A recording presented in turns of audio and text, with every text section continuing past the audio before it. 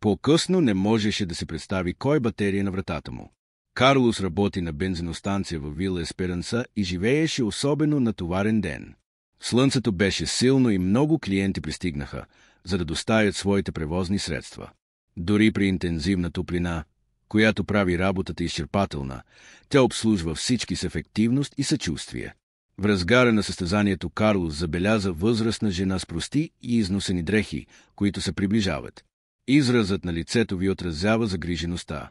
Парещата топлина на деня накара Карлос да се стреми още повече да поддържа темпото, движейки се бързо между колите и предлагаше топла усмивка на всеки клиент. Безкрайните разумни линии и умората започнаха да тежат, но Карлос не се показа. Докато прекратява услугата на нетърпелив шофьор, той видя, че възрастна жена се колебееше да се приближи. Облеклото му контрастираше с модерни и луксозни превозни средства наоколо. Със всяка стъпка изглеждаше, че носи невидима тежест. Карло се огледа, за да види дали някой колега може да покрие отсъствието му за момент и реши да направи кратка почивка, за да и кратко служи. Той се приближи до възрастната жена, запазвайки същата приветлива усмивка. «Добър ден, госпожо! Мога ли да помогна с нещо?» каза той, опитвайки се да прикрие умората в глас си. Тя го наблюдаваше за миг, очите и кратко отразяват смесица от несигурност и срам. Той се опита да говори, но се поколеба. Той пое дълбоко въздух и с нисък глас най-накрая каза: «Казвам се Дона Лусия. Подадох колата си, но в крайна сметка забравих портфейла си и у дома». Карлос вижда искреността в гласи и истинското притеснение, отпечатано на лицето и кратко знаеше, че някой може да премине през подобна ситуация. Без колебание той взе собствения си портфейл и премахна необходимата стойност, за да покрие горивото. «Не се притеснявайте, Дона Лусия», каза той нежно. «Можете да ми платите по-късно, ярвам на думата ви». Възрастните очи, изпълнени със сълзи с благодарност. Тя изглеждаше облегчена, но в същото време се смути от неочакваното чакане. «Благодаря ти, синко. Обещавам, че ще върна всяка стотинка». Карло се усмихна. «Не се притеснявайте за това сега. Важното е, че изглеждате добре». Дона Лусия държеше за миг ръка, изразявайки благодарността си, без да се нуждаят от думи. Този жест затопли сърцето на Карлос, който почувства, че е направил правилното нещо.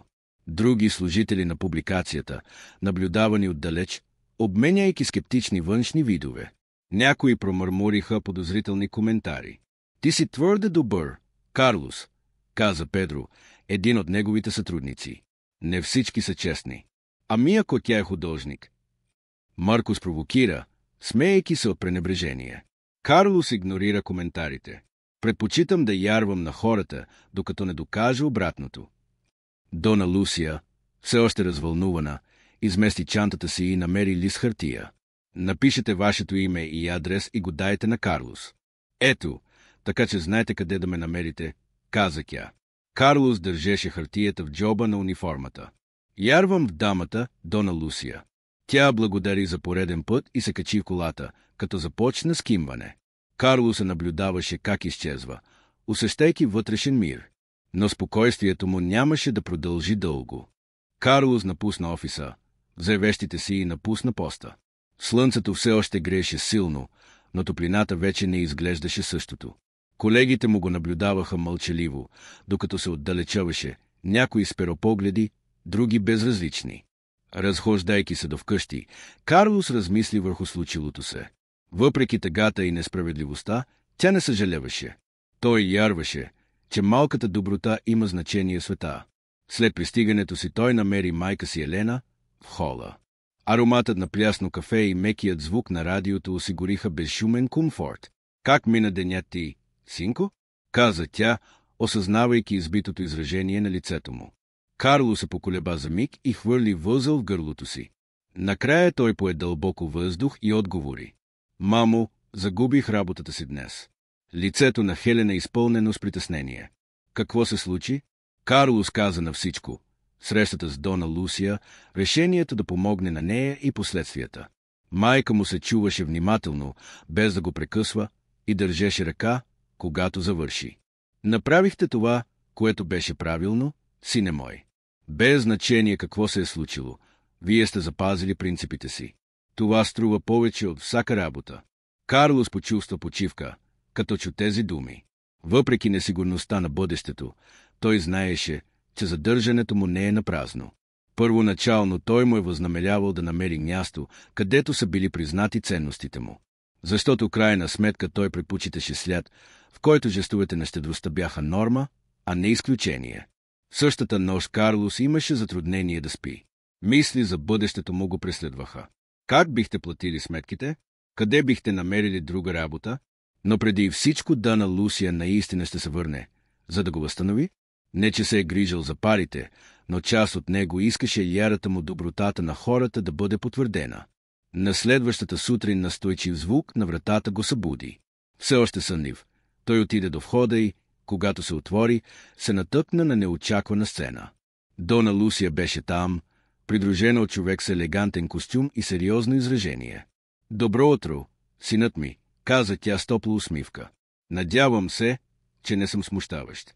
Карлос мигна объркано, но направи място и двамата да влязат. «Няма как, Дона Лусия. Чувствайте се свободни». Тя държеше плик и без забавяне му го подаде. «Ето парите, които сте платили за гориво вчера. Никога не бих забравил вашата доброта». Карлос прие плика, усещайки облегчение, смесено с емоция. Въпреки това, преди да успее да каже нещо, мъжът до нея изчисти гърлото си и протегна ръка. «Казвам се Рикардо Васконселос. Аз съм син на Дона Лусия и бизнесмен». Тя ми разказа за нейното щедро отношение и аз бях дълбоко докоснат. Карло стисна ръката на Рикардо, все още не разбира напълно къде ще вземе. Младите хора като теб са рядкост днес. Някой, който реши да помогне, вместо да игнорира, заслужава признание. Така че искам да ви предложа възможност. Карлос извивежди. Възможност? Рикардо се усмихна. Да, искам да работите с мен. Вашият герой е доказал, че имате това, от което се нуждаем. Сърцето на Карлос изстреля. Той не очакваше добротата му да го доведе до нещо подобно. Аз дори не знам какво да кажа. Дона Лусия държеше ръката си нежно. Просто кажете, да, сине мой. Заслужаваш. Карлос погледна майка си, която наблюдаваше всичко развълнувано и почувства, че вътре в него се появи нова надежда. Да, каза той най-накрая с усмивка. Приемам. В този момент той разбра, че оставката му не е била край, а ново начало. И това, всъщност, добротата винаги намира път назад. И така, слънцето изглеждаше посилно този ден, сякаш вселената най-накрая се усмихва на Карлос. С възможността, предоставена от Рикардо, той се видя не само с нов шанс за работа, но и с обновена увереност. В следващите седмици той се посвети на новата работа усилено, като винаги се стреми да направи всичко възможно. Рикардо се оказа наставник на пациента и предизвикателствата, че операцията е изправена от Карлос с оптимизъм.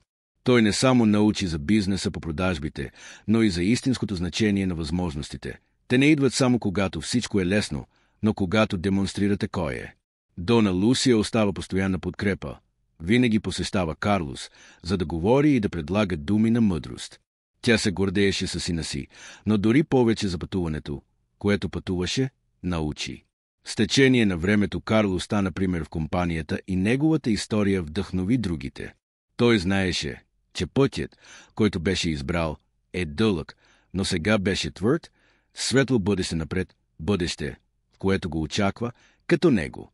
И така, от проста помощ на непознат, Карлос не само си възвърна стабилността, но и намери нещо много по-ценно – сигурността, че животът, въпреки злополуките, винаги дава на пространството.